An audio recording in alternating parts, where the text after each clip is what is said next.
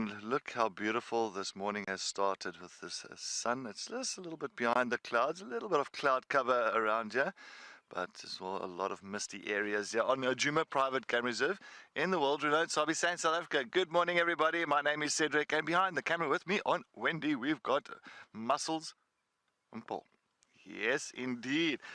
I'm just admiring this at the moment because it's so beautiful. As I say, it is a little bit of a misty morning, a little bit of clouds around the area, but you can see that that sun is just peeking through the clouds, and as well with all the mist that's kind of settled down in the low-lying areas.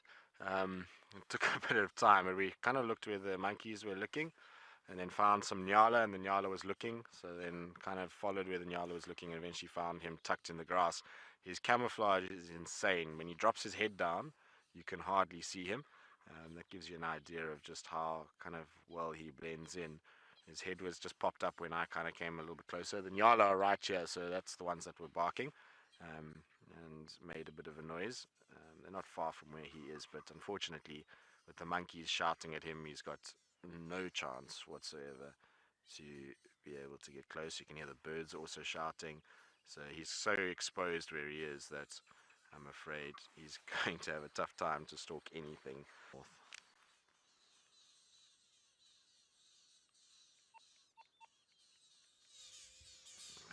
They'll figure it out. Did he maybe grab one? I don't know, I saw one fly away from him, but maybe he grabbed one. He did grab one. That's crazy. I thought he missed one because I saw it fly away, but he's definitely got a bird in his mouth. Just going to go forward a little bit. Marips. You see, this is why leopards are so able to survive anywhere, is because they are so adaptable. I mean, he's pretty much eaten the bird already, but they don't only hunt big things. They will eat anything and everything as they go about their day. So there goes one time testicular down the hatch, which really isn't a meal for him at all. It's more just instinct that he's kind of jumped on it and grabbed it. But it just goes to show that these guys will eat anything. And so sometimes we don't see leopards on kills for a long period of time, and we think, oh, they're not feeding well, but this is what they eat to supplement their diet, is they'll eat birds and things like that. And you can see how opportunistic he is. He's just walking along, spots some birds in the grass, and he's like, oh, I'll have some of that. And off he goes and grabs it, and now he puts his tail up as though he's innocent. You naughty boy. But also, how epic. Crazy, crazy, crazy.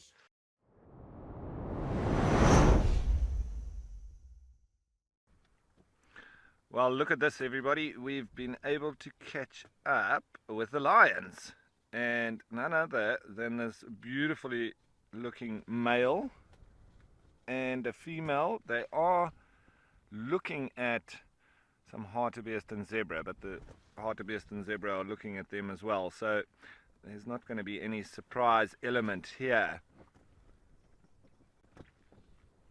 And I do believe that the cubs are with them, so I think we might see a few more lions emerging from that thicket that these two have just come out of.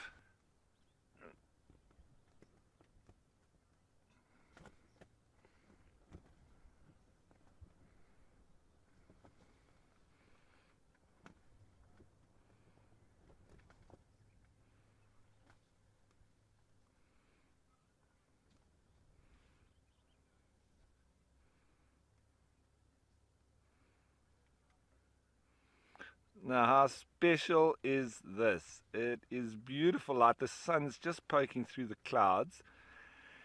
And it's going to be very interesting to see how these youngsters start assisting the pride with the hunts. But initially, they're going to be messing it up for them as they play around while the adults are trying to be serious in their hunting project. But slowly but surely, they start getting those skills right and honed, and then becoming a really valuable part of the team and the pride. Just amazing to watch them grow up. We've seen them grow up right throughout this period. So it can be a little bit frustrating, particularly in this period when they've started to move with the pride on hunts, but they're not quite at the level of the adults. and the females in particular. The male doesn't have too much hunting skills, I would say. Obviously, he would be able to take down big game, but he generally sits back and watches the females do the work for him. Looks like he's going to maybe come over and greet her.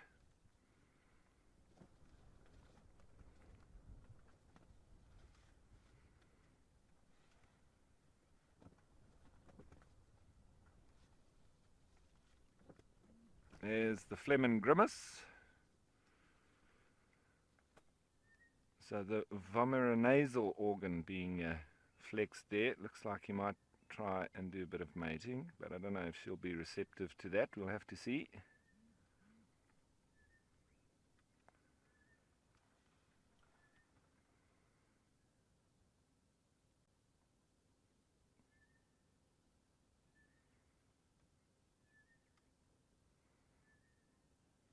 Moving as a family. This is just so special. Out in the open, with this kind of green backdrop. Very unique.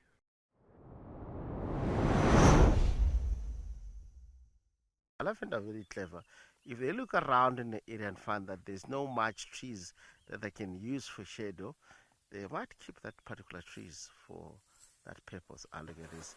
I love this. Something within the elephant all the time. They come close to me. If you look at the distance that this elephant is on at the moment, whenever I drive to the elephant, it comes to us itself. Unbelievable. It's amazing. I'm really loving this. One young bull has come very close to, let's see the female. Let's see the female.